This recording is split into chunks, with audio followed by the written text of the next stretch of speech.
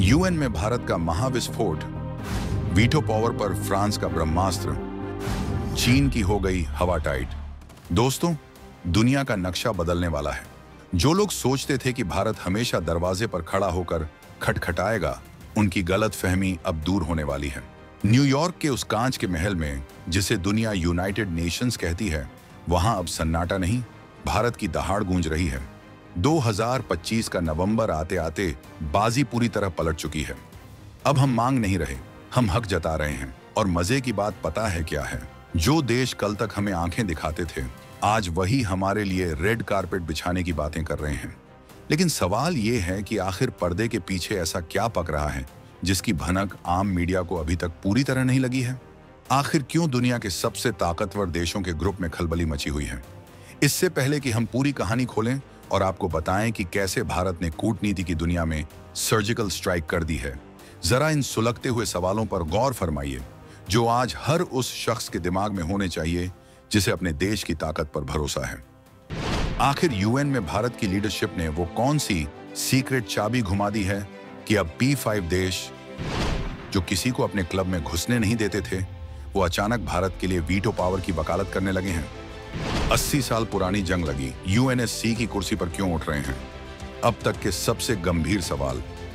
और भारत ने क्यों कह दिया, या तो सिस्टम बदलो या हम खुद नया सिस्टम बना लेंगे।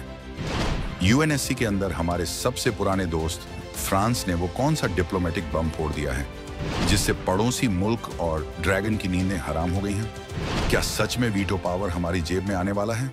और सबसे बड़ा सवाल, अगर 2025 के इस दौर में भारत को वीटो पावर मिल गई, तो एशिया की पॉलिटिक्स में वो कौन सा भूचाल आएगा जो हमारे पड़ोसियों के अस्तित्व पर ही सवालिया निशान लगा देगा? अब आते हैं मुद्दे की बात पर। फ्रांस, जी हाँ, हमारा वो यार जो हर मुश्किल घड़ी में चट्टान की तरह खड़ा रहता है। चाहे राफेल की गूंज हो या स्पेस में हमारी छलांग, फ्रांस ने हमेशा कंधे से कंधा मिलाया है। लेकिन इस बार जो खबर न्यूयॉर्क और पेरिस से आई है, उसने जियोपॉलिटिक्स के सारे समीकरण हिला दिए हैं।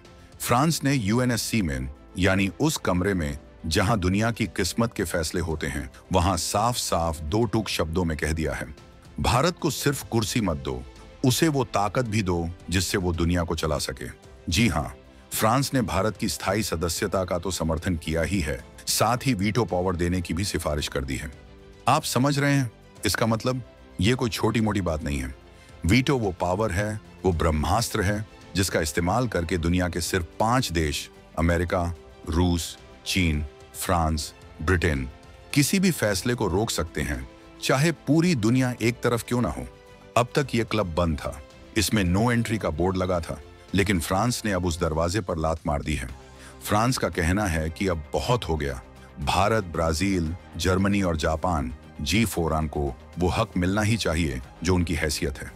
फ्रांस ने यह बयान हवा में नहीं दिया है, इसके पीछे एक बहुत बड़ा गेम प्लान है।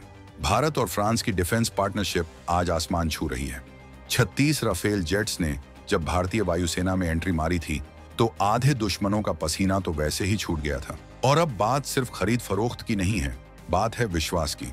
फ्रांस जानता है कि आने वाला वक्त एशिया का है और एशिया का बॉस चीन नहीं बल्कि भारत बनने वाला है। इसलिए वो आज ही सही घोड़े पर दांव लगा रहा है। फ्रांस ने साफ कहा है कि 1945 का चार्टर अब कूड़ेदान में डालने लायक हो गया है। अफ्रीका को सीटें मिलनी चाहिए और भारत जैसे जिम्मेदार देश को, जो दुनिया का सबसे बड़ा लोकतंत्र है, उसे वीटो के साथ टेबल पर बैठाना ही होगा। सोचिए, अगर भारत के पास वीटो आ गया तो वो सारे प्रस्ताव जो हमारे खिलाफ साजिशन लाए जाते हैं, उन्हें हम एक छुटकी में, जी हाँ, सिर्फ एक हाथ उठाकर खारिज कर सकेंगे। हमारे पड़ोसी मुल्क जो इंटरनेशनल मंचों पर जाकर रोना धोना करते हैं, उनकी दुकान हमेशा के लिए बंद हो जाएगी। लेकिन ठहरिए, पिक्चर अभी बाकी है। सिर्फ फ्रांस ही नहीं, एक और पुराना खिलाड़ी है जो इस खेल में भारत के साथ एक अलग ही लेवल की बैटिंग कर रहा है, और वो एंगल तो आपको चौंका देगा।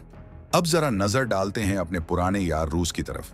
दुनिया चाहे इधर की उधर हो जाए, लेकिन जब बात हथियारों की आती है, टेक्नोलॉजी की आती है, तो रूस ने फिर साबित कर दिया है कि वो यारी निभाना जानता है।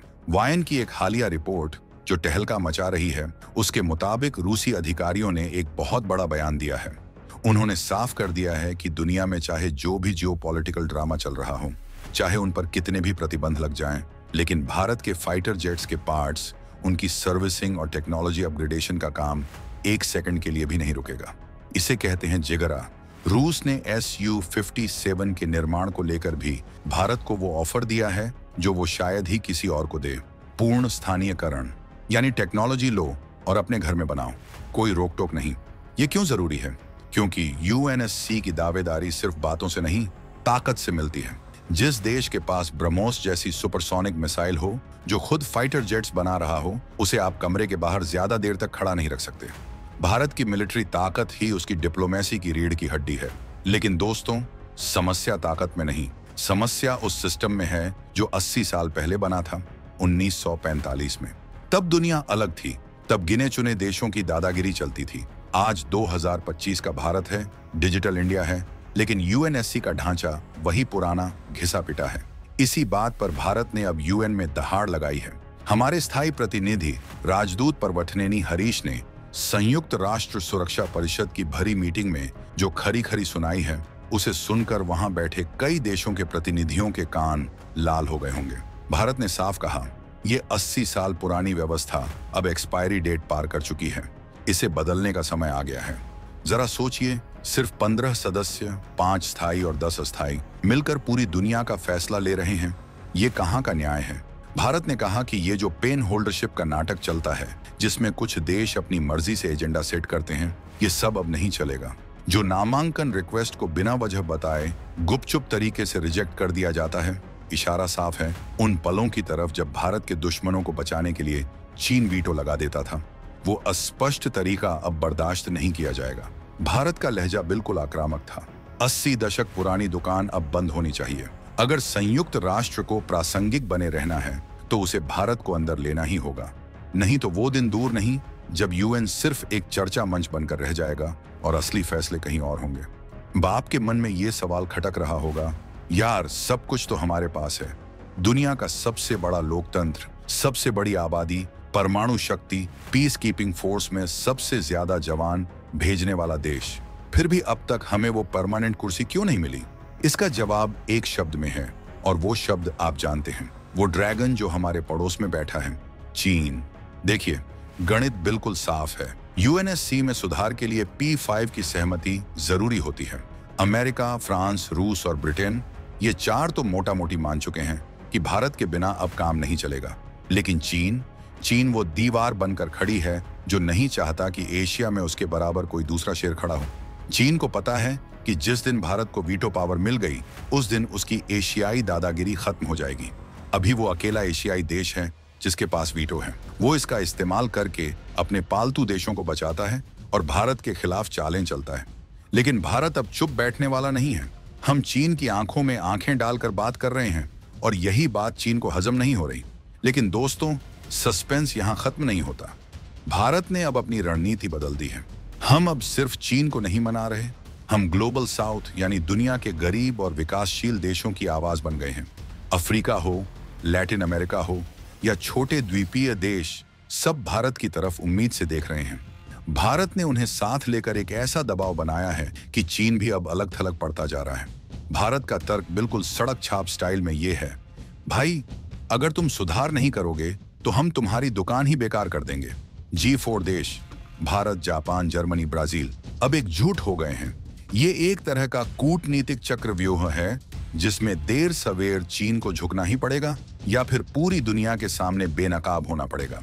अब जरा अपनी कल्पना के घोड़े दौड़ाएं। मान लीजिए कल सुबह आप उठते हैं और खबर आती है कि भारत UNSC का स्थायी सदस्य बन गया है। तो क्या बदलेगा? क्या सिर्फ एक कुर्सी मिलेगी? नहीं दोस्तों, पूरा का पूरा गेम पलट जाएगा। सबसे पहला बदलाव, वीटो पावर। आज अगर पाकिस्तान या कोई और देश भारत के खिलाफ कोई झूठ फैलाता है या कोई प्रस्ताव लाने की कोशिश करता है तो हमें दूसरे देशों का मुंह ताकना पड़ता है कि भैया प्लीज वीटो लगा दो। लेकिन जिस दिन पावर हमारे हाथ में होगी, हम खुद उस फाइल को टेबल पर पटक कर कह सकेंगे, रिजेक्टेड। इसे कहते हैं असली संप्रभुता, अपनी मर्जी का मालिक होना। दूसरा बड़ा बदलाव, एशियाई राजनीति में। अभी चीन एशिया का स्वयंभू थानेदार बना हुआ है। हिंद महासागर हो या साउथ चाइना सी, वो अपनी मनमानी करता है। लेकिन भारत के स्थायी सदस्य बनते ही शक्ति का संतुलन बराबर हो जाएगा। छोटे छोटे देश जो चीन के कर्ज के जाल और दबाव से डरते हैं, उन्हें एक नया लीडर मिल जाएगा। भारत का कद इतना बड़ा हो जाएगा कि चीन की हर चाल, चाहे वो सीमा पर हो या समुद्र में, अपने आप काउंटर हो जाएगी। तीसरा, आतंक पर करारी चोट। हमारे पड़ोस में जो फैक्ट्रियां चल रही हैं, जहां गड़बड़ी फैलाने वाले लोग तैयार होते हैं, उनके आकाओं को बचाने वाला अब कोई नहीं होगा। भारत ग्लोबल मंच से ऐसे कड़े फैसले ले पाएगा, प्रतिबंध लगवा पाएगा और एक्शन ले पाएगा कि इन तत्वों की फंडिंग और सपोर्ट सिस्टम की कमर टूट जाएगी। हम वो कर पाएंगे जो पिछले 75 सालों में नहीं कर पाए। दुनिया की सुरक्षा से जुड़े फैसलों में भारत की रजामंदी के बिना पत्ता भी नहीं हिलेगा। चौथा, इकोनॉमी और इमेज। यूएनएससी की सीट सिर्फ पावर नहीं, भरोसा लाती है। विदेशी निवेशक उसी देश में पैसा लगाना चाहते हैं जो जियोपॉलिटिकली सुरक्षित और ताकतवर हो।